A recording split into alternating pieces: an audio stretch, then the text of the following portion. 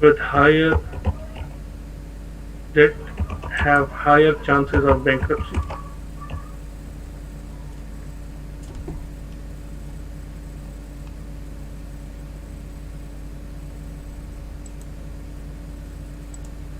ऐसे ऐसे क्वेश्चन में डिराइव करता हूँ और इसी क्वेश्चन से मेरे मॉडल्स बनते। इन्हीं क्वेश्चन से फॉर एग्जाम्पल अगर मैं इनसे अपना इकोनॉमिक मॉडल डिराइव करना चाहूँ, ठीक है, पहला क्वेश्चन क्या है, do form with higher debt financing exhibit higher saving, ठीक है, तो मैं क्या कर लेता हूँ, फॉर एग्जाम्पल टैक्स सेविंग मेरा डीवी हो गया, ठीक है, टैक्स सेविंग मेरा डीवी हो गया, ठीक है।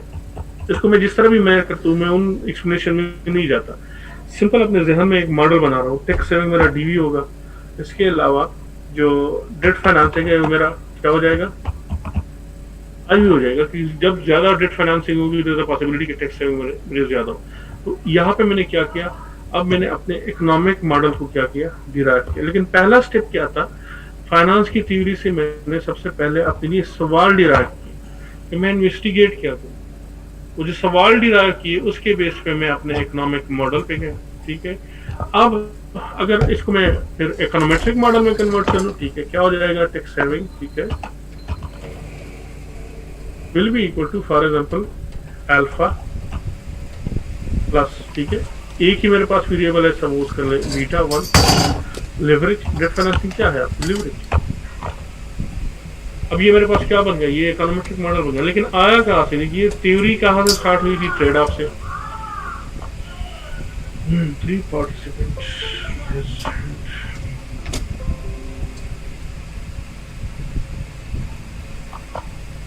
जी।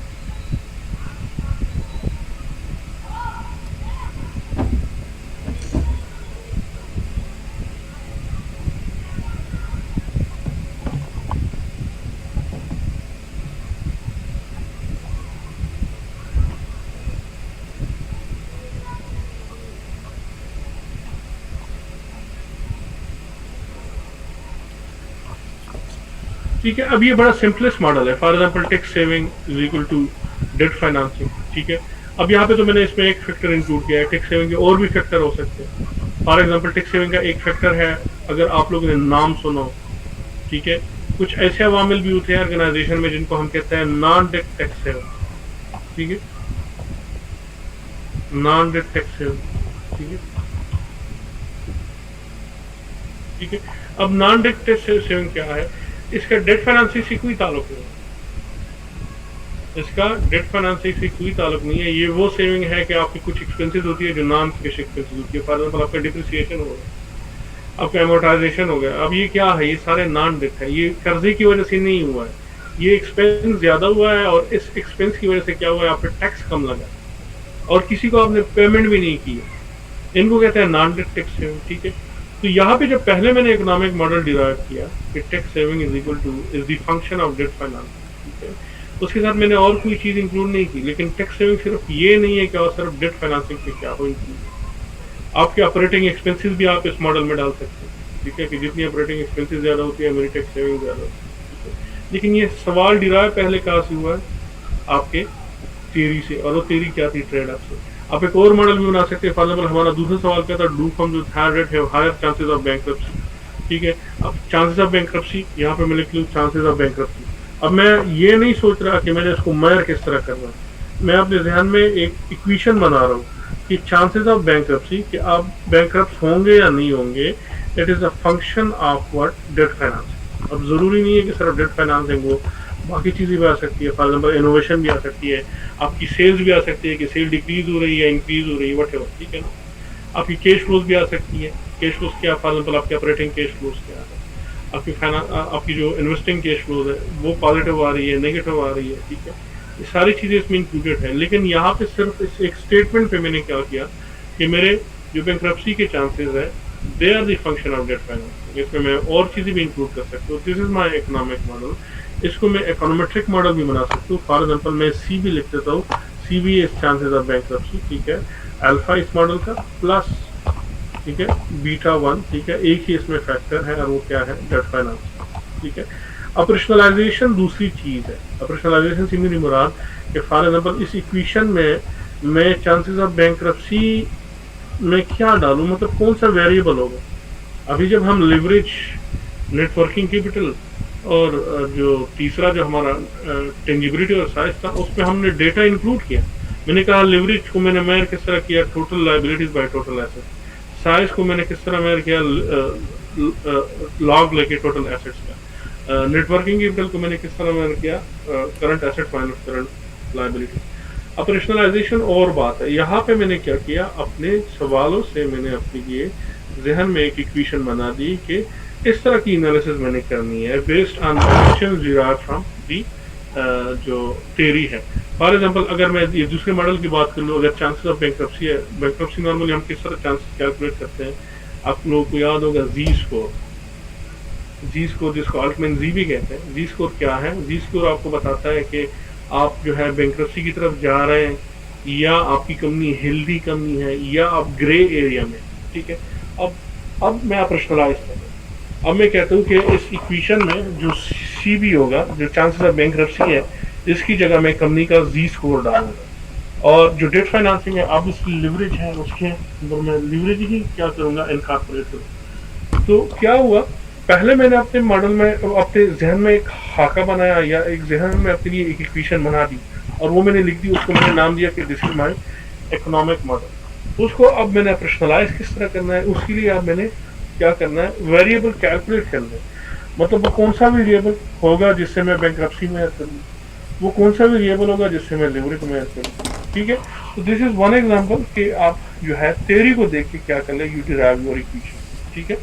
इसरार वली को से लेट हो गए, ठीक है ना, मुझे जहन में था कि आप प्रेजेंट है लेकिन आप एब्सेंट हो गए थे, ठीक है। मैं कोशिश करूंगा कि आप लोग, आपकी जो अटेंडेंस है उसको मैं रिवाइज करूँ, ठीक है, प्रेजेंट, ठीक है। अब this was an example of deriving theory from जो क्या कहते हैं theory, deriving questions and then deriving your model based on those questions, ठीक है। दूसरा केस मेरा क्या है कि आप अपना मॉडल जो है डेवलप करते हैं बेस्ड ऑन इंट्यूशन या based on your personal observation, किसी थ्योरी वगैरह को नहीं देते, ठीक है। उसके बेस पे आप क्या करते हैं, अपनी मॉडल डेवलप करते हैं, ठीक है। एक मिनट, ये जो मेरा नेट डिवाइस है इसकी चार्ज खत्म हो रहा है, उसको जरा मैं देख लूँ।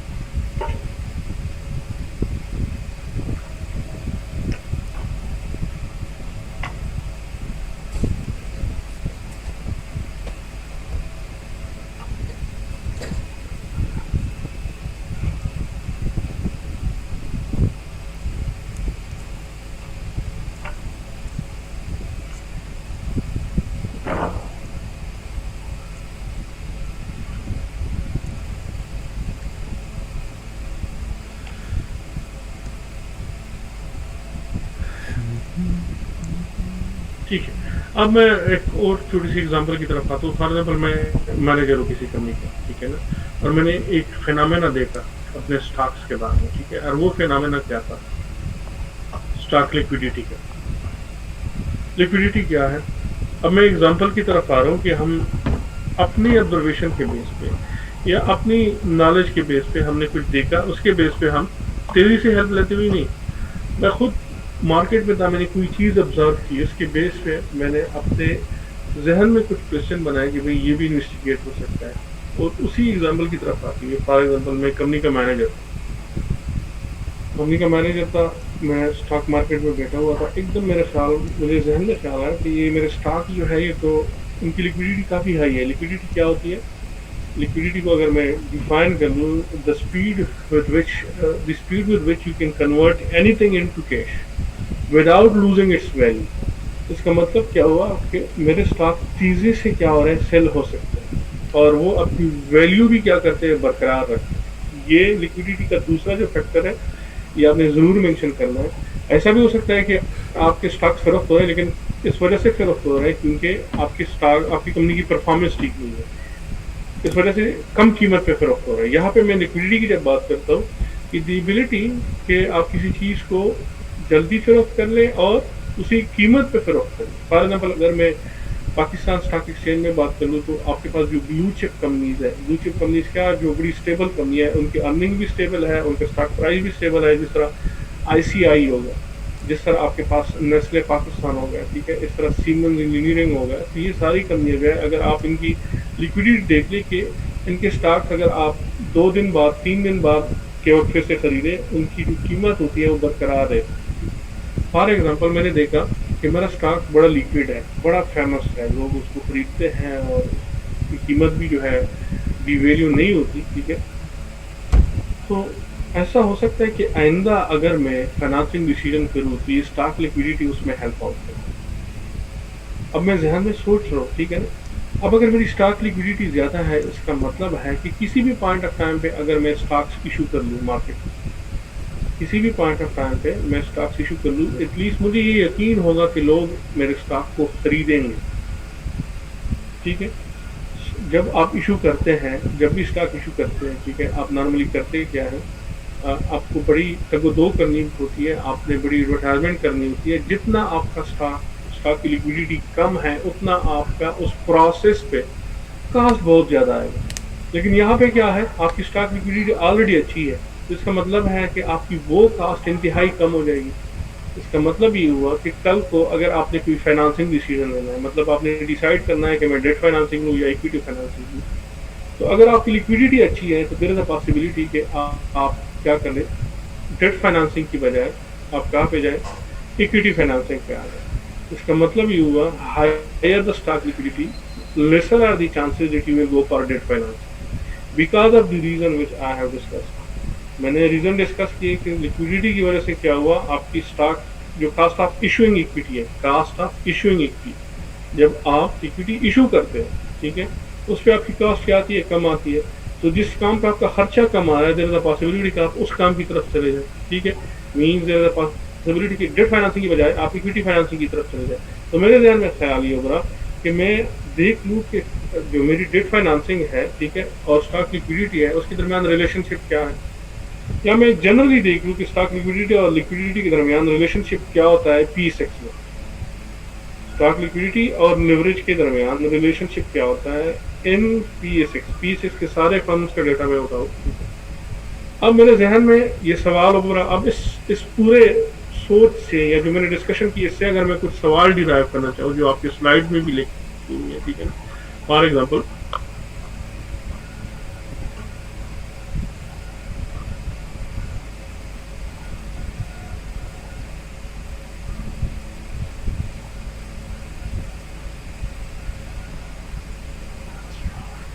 जी बेटा। सर मेरा क्वेश्चन ये है कि अगर हम थ्योरी से कोई क्वेश्चन ड्राइव करते हैं या हम कुछ ऑब्जर्व करते हैं तो क्वेश्चन हम बनाते हैं, तो जी जी। हमें क्या हम उन क्वेश्चन की कैसे वैलिडिटी और रिलायबिलिटी चेक करेंगे, कैसे हमें पता चलेगा कि ये वैलिड है और रिलायबल है, क्योंकि हमने खुद वो से उनको ड्राइव किया। वो उसको तो हमने टेस्ट करना है। वो वैलिड तब होगा, वो रिलायबल कब होगा, जब डेटा और उसकी एनालिसिस उसको सपोर्ट करेंगे। वैलिडिटी और रिलायबिलिटी का जो आंसर है वो तो बाद में आता है, ठीक है ना। फॉर एग्जाम्पल मैंने कहा कि जिन फर्म की स्टॉक लिक्विडिटी ज्यादा है तो उनका क्या होगा, लीवरेज कम होगा, उनके उनमें इनवर्स रिलेशनशिप है। तो मैं क्या करूंगा, फर्म्स का डेटा कलेक्ट करूंगा, ठीक है, एक साइड पे लीवरेज होगा, दूसरी साइड पे लिक्विडिटी होगा, रेग्रेशन रन कर लूंगा, रेग्रेशन मुझे बता देगा कि इनमें रिलेशनशिप नेगेटिव है या पॉजिटिव है। उसके अलावा अगर रिलेशनशिप नेगेटिव है और साथ में सिग्निफिकेंट है, तो मेरा ये क्वेश्चन है वो क्या हो जाएगा, आंसर हो जाएगा कि हाँ वाकई में ऐसा होता है कि अगर आपकी स्टॉक लिक्विडिटी क्या हो जाती है, इंक्रीज हो जाती है, आपका लेवरेज नीचे आ जाता है। क्यों? क्योंकि कंपनी, अब मैं क्या कर रहा हूँ एज अ मैनेजर, मैं अपनी कंपनी के एनालिसिस नहीं कर रहा, मैं अब इस बात को प्रूव करने के लिए क्या करूंगा, P6 में जितनी भी कंपनियां हैं मैं क्या करूंगा, उनके जो लिवरेज और लिक्विडिटी है उनका डेटा क्या करूंगा, इकट्ठा करूंगा। अभी तक मैंने मॉडल नहीं बनाया, अभी तो हम क्वेश्चन क्या कर रहे थे, आपका सवाल था कि इसकी वैलिडिटी किस तरह चेक करनी है, कि आया जो हमारा क्वेश्चन है वो ठीक ही है, वो तभी हमें पता चल सकता है कि हम सारा प्रोसेस पूरा करें। तो मैं देखूंगा कि जो क्वेश्चन मैंने डिराइव किया था, जो मेरे जहन में आया था, आया वो आंसरेबल है या नहीं है। अगर मेरे रिजल्ट जो है बिल्कुल मेरे क्वेश्चन के मुताबिक आ गए, ठीक है, ऑब्वियसली, ठीक है, देन आई विल से कि हाँ मेरा क्वेश्चन वैलिड था, ठीक है, और इस क्वेश्चन का जवाब यह है कि हाँ higher the stock liquidity lower will be the limit, ठीक है। सर एक और जी क्वेश्चन है कि जी जी। हम लोग रिग्रेशन जो रन करते हैं सर, अगर हम स्टाटा के थ्रू करते हैं या एसपीएसएस के थ्रू करते हैं सर, दोनों में डिफरेंस होगा या सेम वैल्यूज आएंगी? कोई डिफरेंस डिफरेंस। नहीं होगा। स्टेटा हम क्यों यूज करते हैं, स्टेटा में आपके पास ऑप्शन ज्यादा है। Yes sir. स्टेटा में आपके पास ऑप्शन ज़्यादा है। फॉर एग्जांपल कभी कभी आप ईवीयूज पे जाते हैं, ईवीयूज में जीएमएम का ऑप्शन है, ठीक है, या जी स्टेटा में आई डोंट नो कि जीएमएम ऑप्शन का है या नहीं है।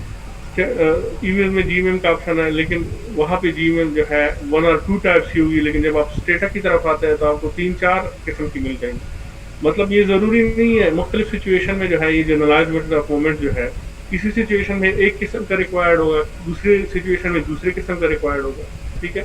लेकिन ये जो आपके ऑप्शन जो होते हैं इन सॉफ्टवेयर में लिमिटेड हो जाते हैं, लेकिन जनरल रिग्रेशन के रिजल्ट्स हैं वो दोनों में सेम हो, आप एक से रन कर ले या दूसरे से रन कर ले। लेकिन फाइनेंस तो बड़ी एडवांस हो चुकी है, अब तो लोग पाइथन पे चले गए। पाइथन एक लैंग्वेज है, यस सर। अगर आप लोगों ने नाम सुना, ठीक है ना। पाइथन और यस जो सर। स्टेटा का सिंटैक्स है, they are very much in similarity, ठीक है। जो लॉजिक्स बनते हैं लैंग्वेज में, ठीक है ना, वो पाइथन और स्टेटा में ऑलमोस्ट सिमिलर है, क्योंकि मैं खुद आर्टिफिशियल इंटेलिजेंस आजकल सीख रहा हूँ, ठीक है ना। आप लोगों ने अगर सीखना है सर तो मैं भी आर्टिफिशियल इंटेलिजेंस की ट्रेनिंग कर रही हूँ। ठीक है, तो मैं उसमें पाइथन सीख रहा हूँ आजकल, मैं नमपाई में सीख रहा हूँ, ठीक है ना। तो जी सर। वहाँ से मुझे पता चला कि ये जो स्टेटा का सिंटैक्स है और ये जो पाइथन का है, दे आर ऑलमोस्ट सिमिलर, ठीक है। हमारे पास ये यस बड़े, सर। ये क्या है, ये बड़े यूजर फ्रेंडली और कस्टमाइज एनालिसिस की तरफ आपको लेके जा सकते हैं। कस्टमाइज रिलेशनशिप एनालिसिस क्या है कि आपकी अपनी मर्जी के मुताबिक, आपकी अपनी मर्जी के मुताबिक आप एनालिसिस कर सकते हैं। माइन्यूट से माइन्यूट डिटेल्स आप अपने एनालिसिस में इंक्लूड करा सकते हैं, लेकिन वो काम आप स्टेटा या ईयू से नहीं कर सकते। तो इसका मतलब है this is an advance software, simple yes. See जो बात, ठीक है। लेकिन रिजल्ट्स क्या, रिग्रेशन आप यहाँ से रन करें या वहाँ से रन करेंगे, वो सेम ही आएंगे, ठीक है। सिर्फ ये हो जाता है कि कभी कभार रिग्रेशन में कुछ ऑप्शंस होते हैं जो वहाँ पे हम यूज नहीं कर सकते, लेकिन जब हम स्टेटा की तरफ आते हैं दिन में यूज। जी सलमान अली, आपकी तरफ आता हूँ मैं। तो मेरा क्वेश्चन ये है कि मैं स्टॉक लिक्विडिटी को फ्री फ्लोट के साथ मिक्स किस चीज़ के साथ? कर फ्री फ्लोट के साथ कि तो आप फ्री फ्लोट क्या होता है? फ्री फ्लोट मुझे ये बताया कि आपके वो स्टॉक जो मार्केट में ट्रेड हो रहा है, एग्जैक्टली सर ठीक है। तो मार्केट में ट्रेड हो रहा है, अगर वो मार्केट में उनकी ट्रेडिंग अच्छी है, मींस लोग उसको पसंद करते हैं। आपका स्टॉक जो है फॉर एग्जाम्पल जैसे ही आप सेलिंग के लिए ऑफर कर ले, विद इन सेकेंड वो जो है लोग खरीद लेते हैं, क्योंकि लोग आपके स्टॉक्स को एक ऐसी नज़र से देखते हैं कि कंपनी अच्छी है, आपकी कंपनी के प्रॉस्पेक्ट अच्छे हैं। तो मेरा वही मतलब है कि फ्री फ्लोट जो फ्री ट्रेड हो रहे हैं आपके स्टॉक्स का, लेकिन ये नहीं, अब वजह भी ढूंढनी है। आप मैनेजर हैं, आपने देखा कि आपके स्टॉक जल्दी फरोख्त हो रहा है, कहीं ऐसा तो नहीं है कि लोग इससे छुटकारा पा रहे हैं, ठीक है। बाय लिक्विडिटी आई मीन कि स्पीड के साथ, फॉर एग्जाम्पल आप एक सेकेंड में डिजिटाइज वर्ल्ड है, आपने ऑफर कर दिया, ठीक है, आपने ब्रोकर को कहा कि मेरे जो स्टॉक्स है ऑफर के लिए कर दे, ठीक है, या आपने as a manager for experiment किए, या आपने डेटा कलेक्ट किया मार्केट से, आपको पता चला कि मेरे स्टॉक्स को लोग बड़ी जल्दी खरीदते हैं। तो अगर स्पीडली खरीदते हैं और उनकी वैल्यू भी बरकरार रहती है, ठीक है, देन यू कैन से कि मेरी स्टॉक लिक्विडिटी क्या है, इंक्रीज है। और इसी स्टॉक लिक्विडिटी के फिर इम्प्लीकेशन है आपके फाइनेंसिंग डिसीजन के लिए, आपकी कास्ट कम आई। तो मुझे बात समझ आगे पहुंच सकते हैं। ठीक, चैट पे क्या मैसेज आया है, कैन आई एड समथिंग? बिल्कुल आप ऐड कर सकती हैं, ठीक है, मैं आपको अनम्यूट करता हूँ।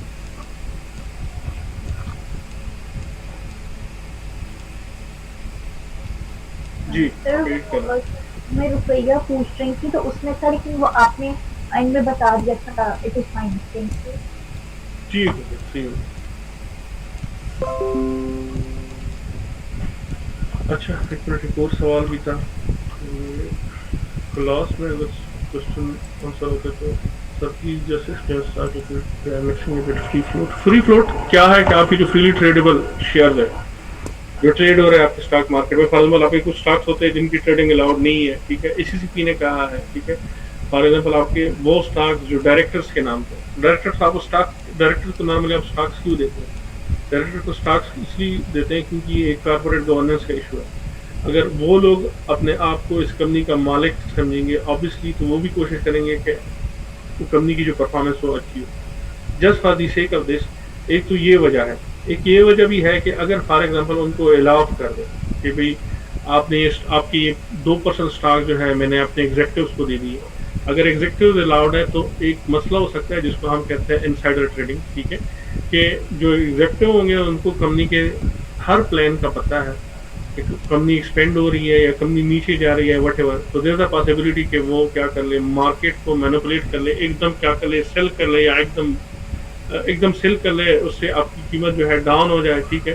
तो उसको रोकने के लिए नॉर्मली ये अलाउड नहीं होते, जिनको हम ट्रेजरी स्टॉक्स कहते हैं। आपकी बैलेंस शीट में नीचे दी गए होते हैं ट्रेजरी स्टॉक्स, ठीक है। आपकी इक्विटी के पोर्शन में रिटेन अर्निंग्स होते हैं, इक्विटी ऑफ कॉमन जो स्टॉक्स होल्डर होते हैं, और इक्विटी ऑफ जो आपके जो डायरेक्टर्स होते हैं, ठीक है, वहाँ पे ये होता है और ये ट्रेड नहीं होता। बाकी जो है जो कॉमन स्टॉक होते हैं they are freely tradable, market में अवेलेबल होते हैं, ठीक है। अब मेरी एक ऑब्जर्वेशन थी, उसी ऑब्जर्वेशन के बेस पे मैं कुछ सवाल डिराइव करता हूँ। Based on the above observation I derive the following proposition suggestion.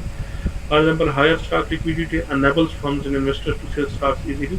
Higher stock liquidity may result in lower transaction cost, ठीक है। Higher stock liquidity may result, मैं इसलिए लिख रहा हूँ बिकॉज दिस इज, यहाँ पे मैं क्या हूँ, कंक्रीट मैं नहीं हूँ, मैं अपनी बात को फैक्ट्स के बेस पे क्या करूंगा, साबित करूंगा। That's why I am adding in a word में, ठीक है। Higher stock liquidity may result in lower advertisement costs, hence may tempt firm to opt for equity rather than debt in their issues for new funding, अगर उन्हें आगे new funding करनी है, ठीक है।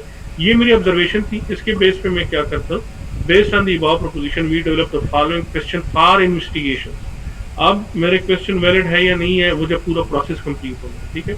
मैंने क्वेश्चन क्या है, do firm with higher stock liquidity lower report lower cost of issuing liquidity. मेरा आर्गुमेंट किस चीज पे बेस रखे, firms cost of equity issuance की तरफ जाएंगे क्यों? मेरा आर्गुमेंट इस पे बेस्ड है क्योंकि फर्म्स इक्विटी फाइनेंसिंग की तरफ जाएंगे क्यों? क्योंकि कास्ट ऑफ इक्विटी कम होगा। मतलब अगर वो डेट फाइनेंसिंग की तरफ जाएंगे, उस डेट पे भी कास्ट आ सकती है ना। अगर आपने कहा कि बॉन्ड से मैं बॉन्ड्स पे इशू करूंगा और उसके थ्रू मैं क्या करूंगा, फाइनेंसिंग करूंगा। अगर बॉन्ड्स पे करेंगे तो बॉन्ड्स का खर्चा, देयर इज अ पॉसिबिलिटी अगर आपकी लिक्विडिटी स्टॉक की ज्यादा है तो उस पर ज्यादा खर्चा, ठीक है। तो आप जो अपना आर्गुमेंट बेस कर रहे हैं कि फर्म्स इशू जो इक्विटी फाइनेंसिंग की तरफ जाएंगे क्यों, इसलिए जाएंगे क्योंकि आपका कास्ट ऑफ इक्विटी लोअर होगा। इसी तरह do this lower cost of equity will lead to inverse relationship between debt financing and stock liquidity. In other question, पहला क्या था, स्टॉक लिक्विडिटी की वजह से कास्ट ऑफ इक्विटी कम होगा, फिर कास्ट ऑफ इक्विटी जब कम होगा क्या ये फर्म को मजबूर करेगी कि वो, मजबूर नहीं बल्कि फर्म को एक अपॉर्चुनिटी देगी कि वो डेट फाइनेंसिंग की बजाय क्या कहाँ पे जाए, इक्विटी फाइनेंसिंग की तरफ जाए, inverse relation between debt financing. अच्छा, तो इसका मतलब क्या होगा कि अगर आप लिक्विडिटी ज्यादा है आपका डेट लेवल कम होगा, ठीक है। Higher the liquidity lower liquidity debt, lower the stock liquidity there is a possibility कि higher is the debt financing. तो इसका मतलब क्या हुआ कि देयर इज अ पॉसिबिलिटी कि इन दो के दरमियान इनवर्स रिलेशनशिप। अनदर क्वेश्चन की रहा, ठीक है। अच्छा, हम अपने आप से ये भी सवाल कर सकते हैं, on the contrary, for example, we can also ask ourselves, stock liquidity means good reputation in the market. Due to this reputation, do FI extend more debt to such firms? मतलब ऐसा भी हो सकता है कि ये रिलेशनशिप पॉजिटिव नेगेटिव ना हो बल्कि पॉजिटिव हो। अगर आपकी रिप्यूटेबल कंपनी है, देयर इज अ पॉसिबिलिटी कि जो FIs है, जो फाइनेंशियल इंस्टीट्यूशंस है, आपको रिडली जो है आपको डेट दे। तो आपने क्या करना है, you have to see both side of the coins. एक साइड क्या थी, एक साइड आपको बता रहा था कि रिलेशनशिप विल बी नेगेटिव, दूसरा साइड आपको क्या बता रहा है कि देयर इज आल्सो पॉसिबिलिटी कि relationship positive.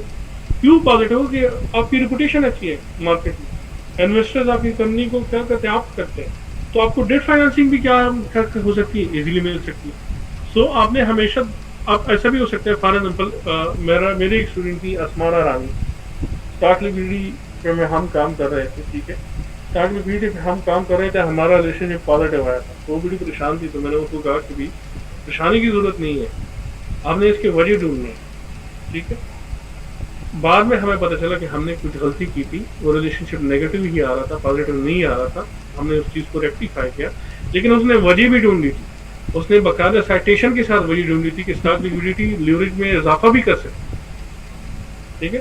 So for the purpose के कल को जब आप एनालिसिस करेंगे कि आप क्या हो जाए, इवन आप जब हाइपोथेसिस की बात करते हैं, हाइपोथेसिस कुछ सेमी डायरेक्शनल होते हैं, सॉरी कोई यूनी डायरेक्शनल होते हैं, वन डायरेक्शनल, ठीक है, और कुछ होते हैं जो बोथ साइड, बोथ पॉजिटिव और नेगेटिव एंड पे होते हैं।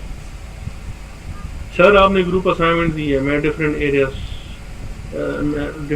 ऑफ जो आपने दिए है, सब एरियाज के पेपर डाउनलोड करने होंगे जो आपने मेंशन किए हैं, या जस्ट किसी एरिया की काइंडली देखिए। ये मेन रीजन है, सॉरी ये जो मेन हार्ट एरिया है जिसमें आजकल रिसर्च, अगर आप समझते हैं कि ये हार्ट एरिया नहीं है, मैं किसी और एरिया में भी इसमें रिसर्च और पेपर जो है इंक्लूड करना चाहता हूँ, you have the full freedom, ठीक है। सिर्फ इन 8 एरियाज में नहीं, ये 8 एरियाज मेरे जहन में थे, या मैं समझ रहा था कि इतनी ज़्यादा हार्ट है, ठीक है। आप अपने आप से भी क्या कर सकते हैं, इसमें चीज़ें इंक्लूड करा सकते हैं, ठीक है।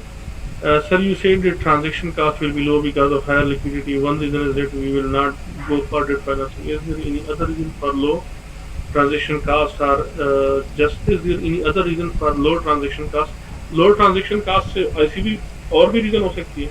फॉर एग्जाम्पल, आप कितने शेयर्स इशू कर रहे हैं, आपके अपने ब्रोकर के साथ अंडरस्टैंडिंग क्या है, या फॉर एग्जाम्पल एक मार्केट है जिसमें ब्रोकरेज की फीस इंतहाई कम है, या आपका जो अंडर राइटर है, अंडर राइटर क्या है, उसने आपके लिए जो शेयर्स है ये इशू करने हैं, अंडर राइटिंग फी क्या होती है, अंडर राइटिंग फी आपकी मार्केट में कम है या ज्यादा है, तो अंडर राइटिंग फी भी आप इसमें इंक्लूड करा, ठीक है। अब अंडर राइटिंग फी क्या है, वो भी ट्रांजेक्शन कास्ट ही है। अब ट्रांजेक्शन कास्ट जो है सिर्फ ये नहीं है कि आपकी एडवर्टाइजमेंट कास्ट इस पे है। ट्रांजेक्शन कास्ट की जब मैं बात करूँ तो ये बड़ी ब्रॉडर बात है, इसमें आपका एडवर्टाइजमेंट भी हो गया, ठीक है ना, इसमें आपका ACCP रजिस्ट्रेशन भी हो गया, इसमें ये भी हो गया कि जो अंडर राइटर है जो अभी आपके लिए शेयर इशू करेगा उसकी फी हो गई, ये सारा उस चीज में इंक्लूडेड है। और जरा ट्रांजेक्शन, जरा अब ट्रांजेक्शन कास्ट की बात आ गई, जरा इस बात पे सोच ले कि अगर आपका कास्ट रिप्यूटेबल नहीं है, मार्केट में रिप्यूट उसकी नहीं है, उसकी लिक्विडिटी कम है, तो सबसे पहले आपकी ट्रांजेक्शन कास्ट, आपका जो अंडर राइटर है, अंडर राइटर जो आपको फैसिलिटी दे रहा है कि मैंने आपके ये शेयर आगे जाके सेल करना है, सबसे पहले वो आपसे कहेगा कि मेरी फी बहुत ज्यादा होगी क्योंकि मुझे पता नहीं है कि आपकी शेयर जो है मैं सेल कर सकूंगा या नहीं कर सकूंगा, ठीक है। तो ट्रांजेक्शन कास्ट बड़ी ब्रॉडर टर्म है, उसमें सिर्फ ये नहीं है कि आपका जो है, जी किसी ने रेस हैंड किया था, उसको कुछ सवाल करता। अच्छा, ये सवाल मैंने डिराइव किया, अब इन्हीं सवालों को मैं मॉडल में क्या करूंगा, इनकॉर्पोरेट करूंगा, ठीक है। Based on above proposition we develop the following questions, ठीक है। Such question are then converted into model. सबसे पहले आपका इकोनॉमिक मॉडल बनता है, ठीक है। जी धन्यवाद आसिफ। अस्सलाम वालेकुम सर। सर आपसे एक चीज़ पूछनी थी जी कि ये जो ग्रुप मेंबर्स हैं टोटल वो कितने मतलब मैक्सिमम होने चाहिए? वो मैंने उस डॉक्यूमेंट में भी लिखा है, मिनिमम 4 होने चाहिए, मैक्सिमम 5 होने चाहिए। नहीं सर, थोड़ा सा बिल्कुल आपने 4 तक बताया था ना, तो पर एक इशू आ रहा है कि कुछ लोग मतलब कम पढ़ते, तो अगर 5 के ग्रुप हो जाए तो कोई इशू तो नहीं है? 5 का हो सकता है, मिनिमम 5, मैक्सिमम 5, और अगर ऐसा सीवियर इशू है तो आप 6 भी लेके जा सकते हैं। ठीक हो गया सर, बस ये इशू था क्योंकि कुछ लोग फिर आउट हो रहे थे ग्रुप में, तो फिर इसलिए वो रिक्वेस्ट कर रहे थे कि अगर हमें आप परमिशन दे दें तो। ठीक है।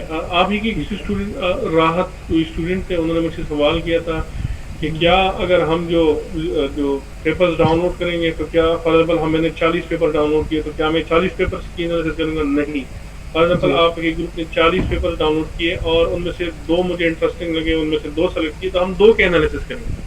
अच्छा। या मैंने 1 सेलेक्ट कर लिया तो हम 1 के एनालिसिस करेंगे। ये ग्रुप जो है इसकी 2 हर असाइनमेंट का ऑब्जेक्टिव होता है। एक ऑब्जेक्टिव क्या है, ऐसा भी हुआ है कि स्टूडेंट मेरे पास आता है तो मुझे पूछता है कि सर मैं ये जो पेपर्स है कहाँ से ढूंढ लाऊं, ठीक है ना, ऐसा भी बहुत बार हुआ है, ठीक है ना।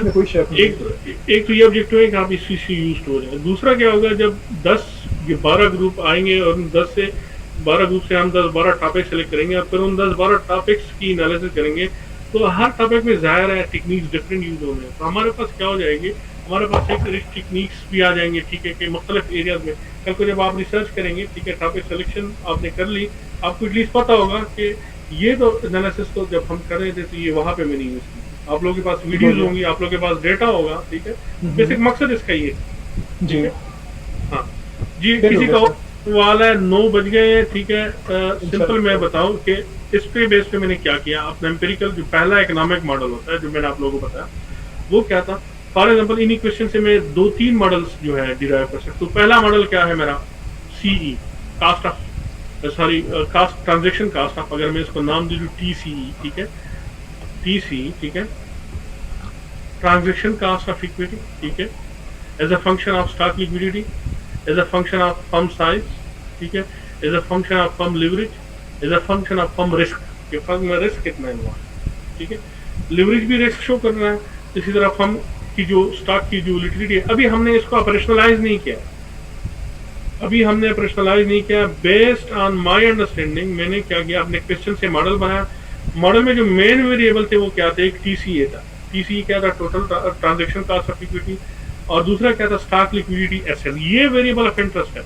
बाकी साइज लेवरेज इस तरह समझिए कि they are controls, they are controls के। ये जो टीसीई है ये और चीजों पे भी डिपेंडेंट है स्टॉक लिक्विडिटी के अलावा। अपने क्वेश्चन के बेस पे एक ये मॉडल मैंने ड्राइव किया, इकोनॉमिक मॉडल। दूसरा मॉडल क्या किया, लिवरेज।